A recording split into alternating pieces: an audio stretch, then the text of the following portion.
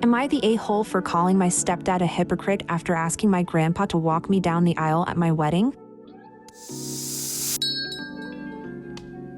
My stepdad, who I, 24 female, called dad most of my life, is the only dad I ever knew. He met my mom when I was only 1 and they got married right after my 2nd birthday. So I literally have no memories of my life without him. And I would say most of my life I saw him as my dad and not my stepdad. He was the male figure who raised me and was there, but I was never equal to his bio kids. He would call me his stepdaughter when asked how many kids he had. I heard him say it, even when I was little. I always called him dad or him and mom my parents. It hurt a lot when I was younger. My younger sister was often called my first baby girl by him. My younger brother was called his firstborn, and while technically they are his first bio son and daughter, I was always expected to treat him like my real dad. But he was not always claiming me as his real daughter. Things started to change for me when I was 16. One of my friends called him my stepdad and I didn't correct him. My stepdad overheard and he told me he was hurt that after all he'd done for me I'd let him be delegated to the lesser title of stepdad. I told him I was his stepdaughter most of the time, so why shouldn't he be my stepdad? My stepdad was still good to me. It was just some things really hurt when I was younger, and some things pissed me off when I was older, like the incident above. I did talk to him and mom about it, and I was gaslit into believing he didn't say stepdaughter, or he'd say that sometimes it's important to distinguish. But none of these were doctor appointment incidents. I always felt like it would have been easier if he had been consistent with not my kid for me. At least then I wouldn't have been so confused and hurt as a younger kid. My grandparents noticed. I think what took their notice most was when I was 8 and I was worried I couldn't be his real daughter. I asked my stepdad to adopt me and he changed the subject. My stepdad's parents and 2 siblings were also there and they looked shocked that I'd asked. I was never called a granddaughter by his parents or a niece by his siblings. But they were grandma and grandpa and auntie and uncle to me. Grandpa really stepped up for the emotional support, and when COVID restrictions happened, my fiancé and I moved in with him temporarily since he was alone and he knew we wanted to be in a home and not a cramped apartment. Which is why, when I got engaged, I asked Grandpa to walk me down the aisle. My stepdad was pissed offended again and he told me as much. I brought up how he talked about watching his 2 little girls get married, my 2 sisters, and never his 3. So why would he be taking on such a big task for his not little girl? He told me I was being so nitpicky and I told him he was a hypocrite to treat me as not a daughter but expect to be treated as a dad. He told me I didn't know the meaning of the word and I should be more appreciative of all the things he gave me. Am I the a-hole? Your mother's is awful for allowing this treatment of you, then continuing to breed with him. Yikes, hope your siblings don't have their behavior or attitude. Congratulations on your upcoming wedding and hope you and your grandpa have a wonderful walk down the aisle. Not the a-hole. Yep. I really don't understand her being okay with it. At least make it consistent. And don't have the expectation that I will always love and respect him as real dad when he's made it clear I'm not really his. My darling, you are not the a-hole. I didn't get walked down the aisle by my dad, stepdad, or anyone like that. I had a small entourage of friends because of the way my wedding was. But I couldn't have decided if I wanted dad or stepdad anyway. My parents divorced when I was around 9 and remarried when I was in my early teens. My stepmom was horrible, and aside from the emotional abuse, tried to force herself into the mom role and I pushed her away. My stepdad? He didn't force anything. After a while I would occasionally call him my dad in a conversation, but never directly. But unlike you, I did still have both my bio parents. Stepmom would override dad's decisions about things I did, while stepdad would consult my mom whenever possible and let her decide. If not possible, he would make the best call he could. I found out when I was 18 that he considered me his daughter, no step from my mom. He never put the weight of that on me. He was just there for me. He passed shortly after my wedding. What your mom and stepdad did was wrong. He doesn't get to pick and choose when he's dad, not the way he did. Like you pointed out, medical stuff you could understand, because biorelations can make a difference, but everything else? I'm so sorry, and I want you to know this internet stranger is proud of you. How did your mom feel about your stepdad's behavior and your choice not to have him walk you down the aisle? Did your mom ever say anything to your stepdad of how he treated you? Do your siblings treat you as and refer to you as a sister, or do they also see you as a step-sibling? Just to clarify, is your grandfather who is walking you down the aisle your stepdad's father or your mom's father? I'm sorry for how you were treated and referred to. Congratulations on your engagement, and I hope you have a wonderful wedding, a memorable walk down the aisle with your grandfather, and a healthy and happy marriage. My mom always went right along with him. She was part of convincing me it was important to distinguish sometimes and ignored the fact it wasn't just sometimes really. My siblings say half sometimes and sister other times. My mom's father is the one walking me down the aisle. I wouldn't ever dare ask my stepdad's family. Not the a-hole. He lucky if you decide to invite him and your mom. Congrats on your wedding and enjoy walking and dancing with your grandpa. Am I the a-hole for telling my sister she is not invited to my wedding since our brother won't be there if she is? I am 28, Ginny is 25, Ron is 23. My sister, Ginny, was a nightmare growing up. She was not pleasant at all and got kicked out of the home at 18. I admit our parents could have handled her better, but she did not make it easy. They did try to send her to therapy, but it put a huge strain on finances. She wouldn't do the stuff, and my parents stopped doing it. I am older than her, so she left me alone for the most part. My brother, Ron, was 2 years younger, and she was a huge bully to him. She made his life a hell in the home. It got to the point that he would stay in my college dorm room to get away from her. He only went home after our parents kicked her out. After that, I didn't hear from her for a while. Last year, she reached out and wanted to catch up. Ginny is much better than how she was as a teenager. She reached out to Ron, but he wants nothing to do with her. I see her once every few months. I am getting married, and I had a conversation with my brother of what would happen if I invited Ginny. He told me he would not attend, and I understand. So I didn't invite her. I got a call, and she asked me why she was not invited to the wedding. She leaned about it from my aunt. I told her the real reason, that Ron would not attend if she was present. This started an argument about how I chose Ron over her, and that he is wrong for giving me an ultimatum. It's got around to the family, and some are saying I am a dick for this, while others think it is completely fair. Not the a-hole. I would argue Ginny hasn't really changed much if she doesn't understand why you can't have her at the wedding. If she's remorseful for how she treated Ron, she needs to take her lumps, so to speak, and sit your wedding out. She only came back into your life after years of estrangement. She sounds pretty entitled for someone who has just gotten back in touch. Not the a-hole. She chose to be a monster to your brother, and she is experiencing the consequences of her actions. It's great that she thinks she may have changed, but Ron's CPTSD is real and the scars are deep. She needs to apologize, admit her abuse, and take responsibility. She refused treatment as a child. What has really changed in the past 8 years? Has she taken acting classes? She hasn't learned or changed much if she is portraying herself as a victim and that Ron is the villain for needing to protect himself by staying apart from Ginny. He didn't issue an ultimatum. He declined to attend your wedding if his abuser was present. By involving your family, she is continuing to abuse both of you. She hasn't changed, she's just changed tactics. I think your parents are the real a-holes here. It was their job to provide a safe home to all of their minor children, and they failed. The limited attempts at therapy are not an excuse. They should have done more: separate the kids, never leave them unsupervised, gotten your sister into therapy before she was old enough to protest, and kept her busy with extracurriculars outside the home to limit her opportunities to even try to bully him. I grew up with a pretty bad case of this sibling dynamic, and I've thought a lot about what I would do if I were in my parents' shoes, since they similarly tried therapy and gave up when it failed. Obviously, I would try everything reasonable to facilitate a healthy sibling relationship, but if that can't be done, I would establish separate family residences if that was the only way to meet every one of my child's needs. I'm entirely serious. A parent's first duty is providing for the safety of their children. One child's poor impulse control does not absolve you of that duty. Am I the a-hole for not driving until my overweight friend buckled her seatbelt? This is exactly as it sounds. My friend, 29 female, and I, male 27, decided to hang out, and I picked her up. I have a smaller car, but she is easily around 400 pounds.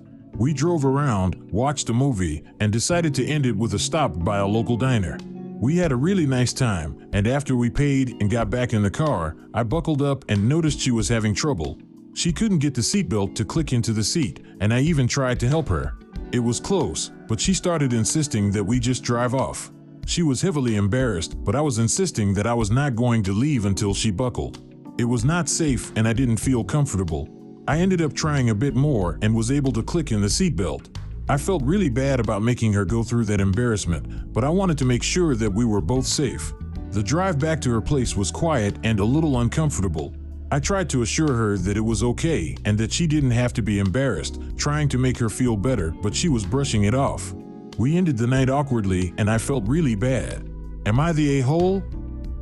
Not wearing a seatbelt where I live will get the driver a $1,200 fine, regard of who is not wearing the seatbelt, not the a-hole.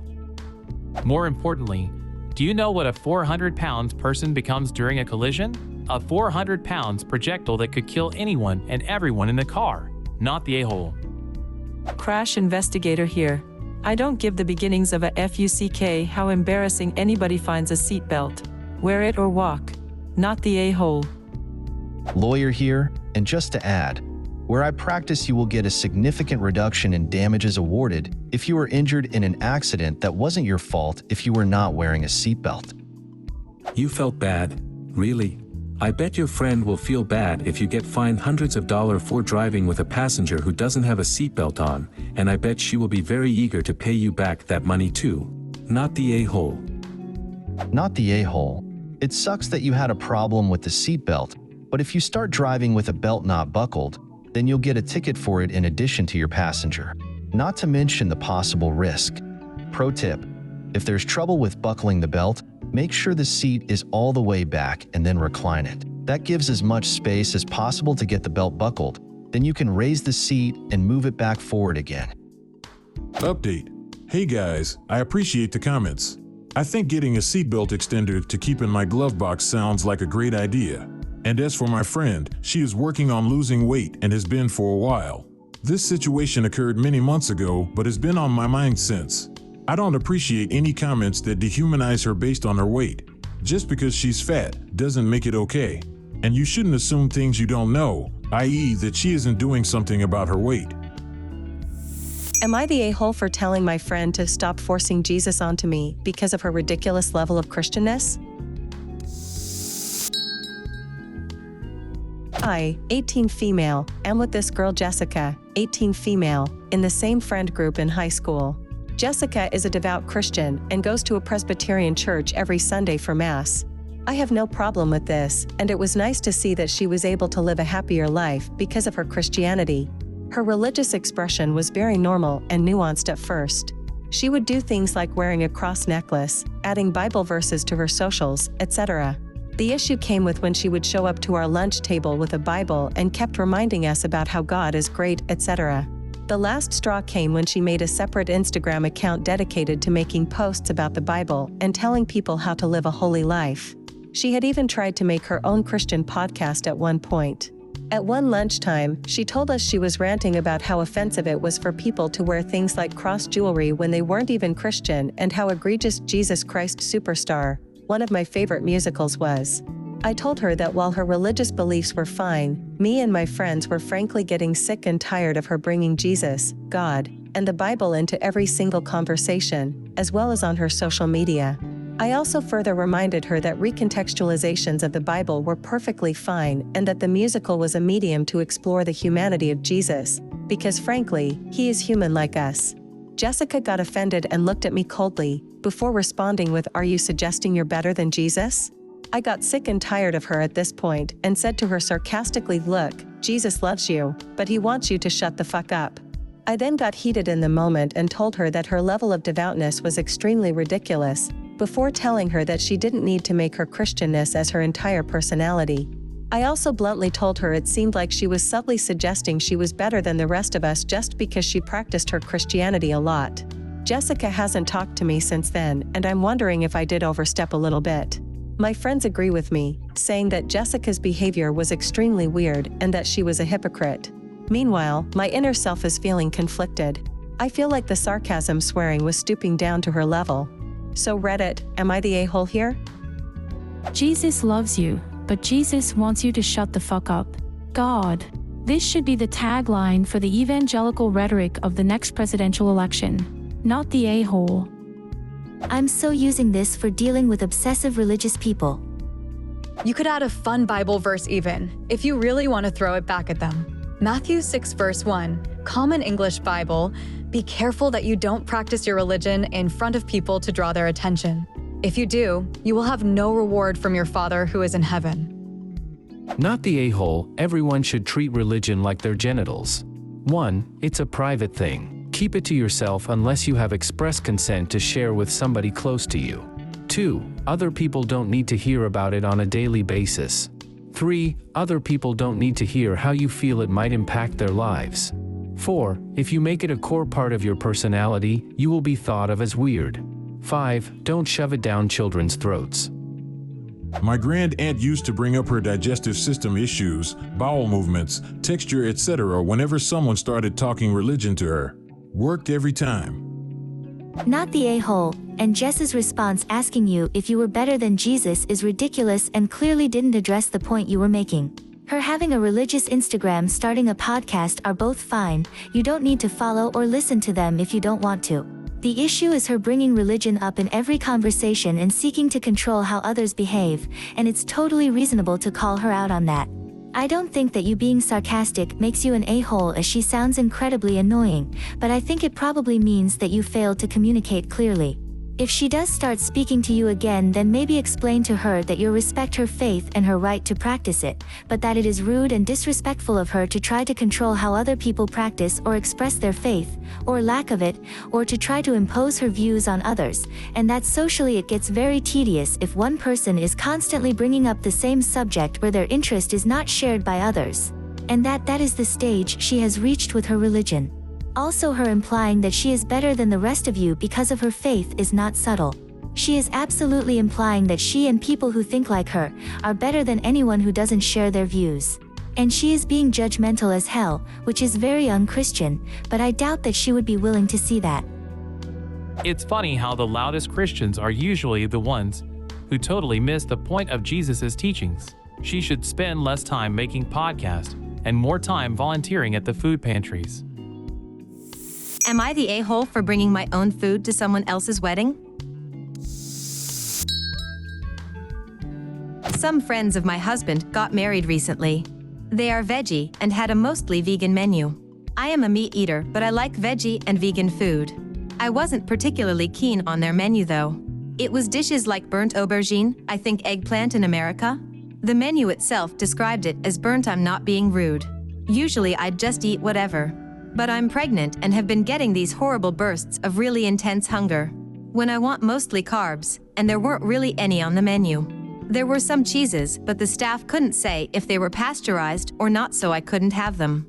On top of this, the wedding was 3 days, so I was really worried about what I could eat. My solution was taking some food with me.